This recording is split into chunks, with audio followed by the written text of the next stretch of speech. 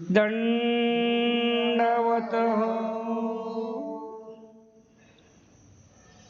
लीळाचरित्र पूर्वार्ध लीळा क्रमांक 21।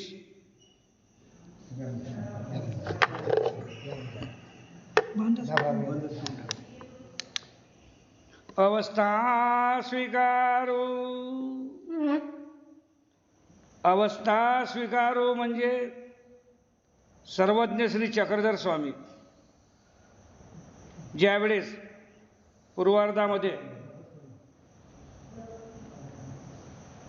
देऊळवाड्यावरून रिद्धपूरला आले आणि रिद्धपूरवरून ज्यावेळेस ते समोर पर्वती क्रीडेसाठी निघाले म्हणजे सालबर्डीला जायसाठी निघाले, त्यांनी वैरागी आचरणाची अवस्था स्वीकार केली। हे लीळेचं नाव। अवस्था स्वीकारू म्हणजे पर्वती क्रीडेसाठी जाताना त्यांनी जे अस्वस्थपणा आणि वैरागी आचरण स्वीकारलं ते या लीळेचं नाव।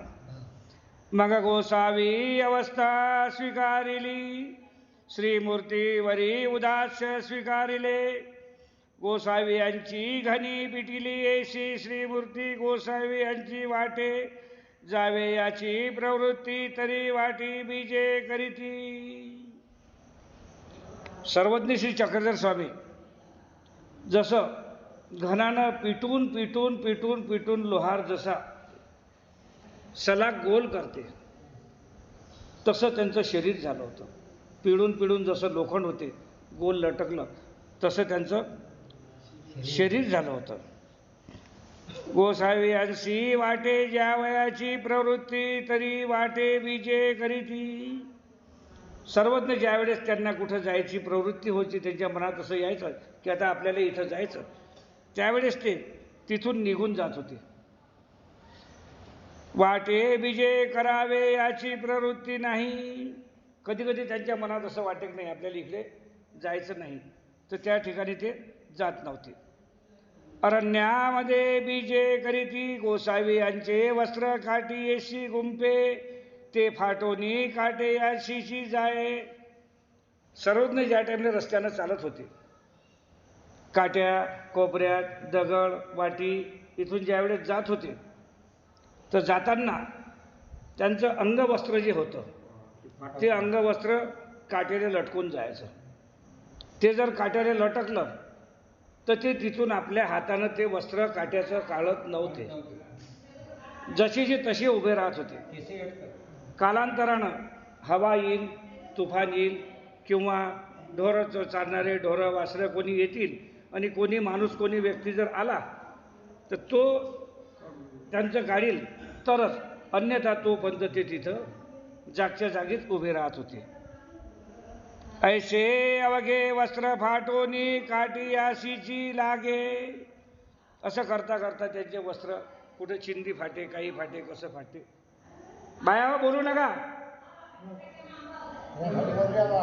बोलू नका कोणी वर।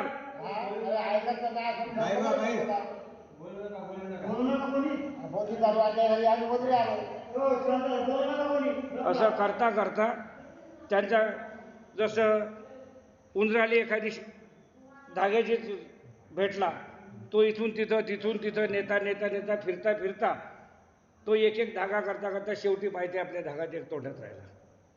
तर असं स्वामी फिरता फिरता या काठीत कपडा त्या काठीत कपडा असं करता करता त्यांच्या अंगावरचा कपडा पूर्ण फाटत होता। मावगडे याची श्रीमूर्ती बीजे करीती।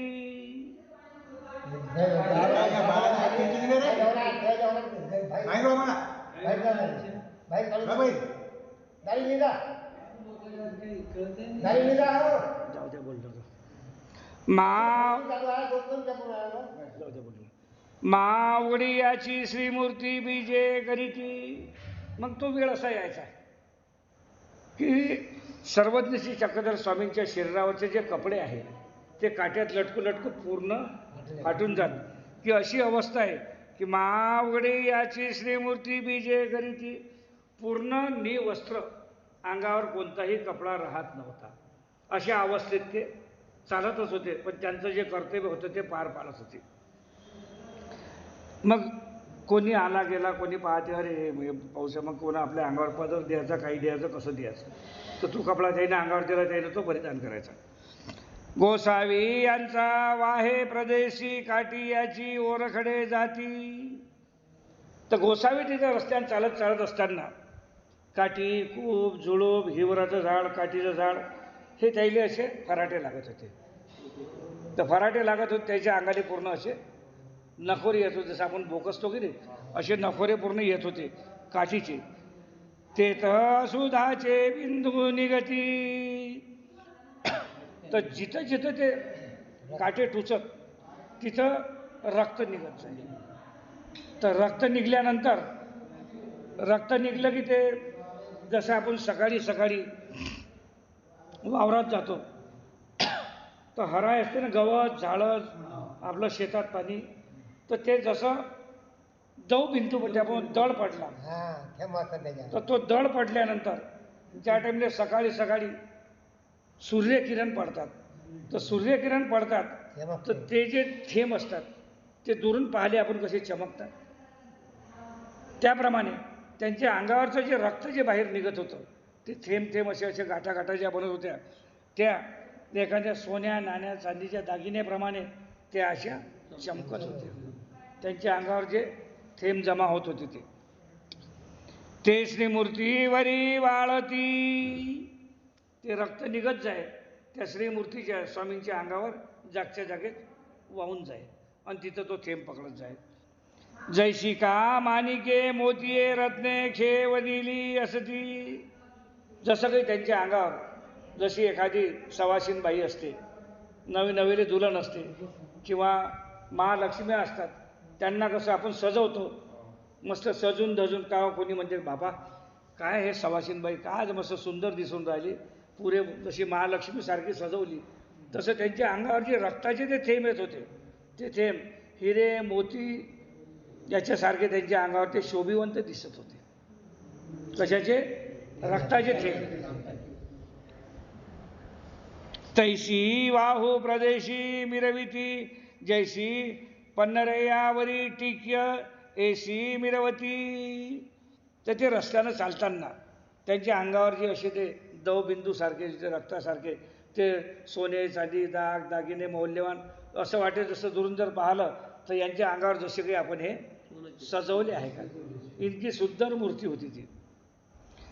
गोसावी यांचे केस कळा झाडी झुडपी.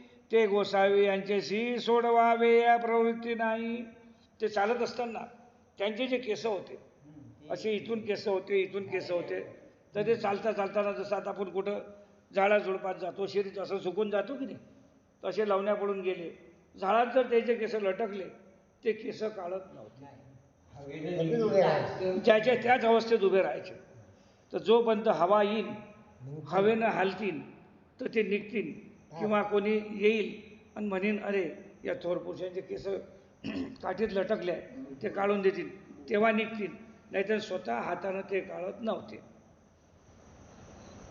तव गोसावी तैसेची उभे असती. मग त्या परिस्थितीमध्ये सर्वज्ञ जशीचे तसे उभे राहायचे पण आपल्या हातानं काढत नव्हते. मा वानेर उकळली तेवळी गोसावी बीजे करीती. मा वारेनं उकळती तेव्हाही गोसावी बीजे करीती. हवा तुफान येईल, हवा येईल, हव्याने ते झाडं हलतील, झाडं हल्ल्यानंतर केस निघतील, तरच पुढे जात होते. तो बंद जशीचे तसे उभे राहते. का कवनी एखादा एको वाटे जातो असे तो देखे तो उगवी तेवढी गोसावी विजय करीती. किंवा एखादा वाटसरू ढोर वासरू चालवणारा ढोरकी पोरगा हा जर कोणी गेला आणि याचं जर लक्ष गेलं अरे हे थोर पुरुष उभे आहेत, त्यांचे केस लटकले आहेत, तो जाऊन आपल्या हातानं काढीन. त्यानं काढले तेव्हा स्वामी पुढे जायचे, तो बंद पुढचा पाय टाकायचे नाही. एशिया उघडिया श्रीमूर्ती खांडेया गोठ्यावरी उपौड स्वीकरिती. अशा परिस्थितीमध्ये दगड धोंडे खळक जे काही समजा नांगरेल वावर म्हणा की तुम्ही असं काही म्हणा, जे ज्या परिस्थितीत जमीन आहे त्या परिस्थितीत त्या जमिनीवर जाऊन तिथं झोपत होते. अंगावर कपडा नाही, काही नाही, कसंच नाही. एशिया परी गोसावी पर्वती अशी बीजे गेले. अशा परिस्थितीमध्ये फिरत फिरत गमन करता करता सर्वज्ञ श्री चक्रधर स्वामी पर्वतावर बीजे केले, म्हणजे सालबर्डी पर्वत. आता इथून सालबर्डीच्या लीला चालू होतील. सालबर्डीच्या पर्वतात स्वामी गेले तर पर्वतीये क्रीडा, हे लीडेचं नाव, लीडा क्रमांक 22. पर्वतीये क्रीडा म्हणजे सालबर्डीच्या पर्वतामध्ये स्वामींनी त्या पर्वतात राहून जी आपली क्रीडा केली, जे काही जीवोद्धरणाची क्रिया केली, त्याचं नाव पर्वती क्रीडा. बाया हो, तुम्हाला मराठी समजत नाही काय?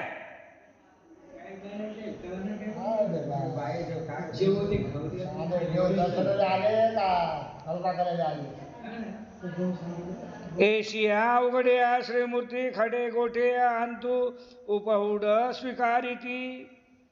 तर तिथं पर्वतात गेल्यानंतर दगड, खडक, दंडे, घोटे, काही कसे, नदी, नाले अशा ठिकाणी जाऊन स्वामी रात्रभर झोपत. एशिया परी गोसावी पर्वती वारा वरिखे क्रीडा केली. अशा परिस्थितीमध्ये सर्वज्ञ श्री चक्रधर स्वामींनी सालबर्डीच्या पर्वतामध्ये 12 वर्ष निवास केला. 12 वर्ष निवास केला. मग मुक्ताईसे गोसावी भेटी दिली. या 12 वर्षाचा काळ असताना 12 वर्षाच्या काळामध्ये शेवटी मग मुक्ताबाई, जे सालबर्डीचं स्थान केलं आहे तुम्ही, मुक्ताबाईची भेट स्वामींची झाली. आता लीळा क्रमांक 23.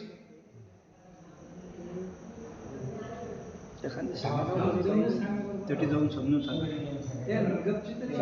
मला बाहेर जा, म्हणा बाहेर जा, म्हणा बाहेर बसा तिकडे.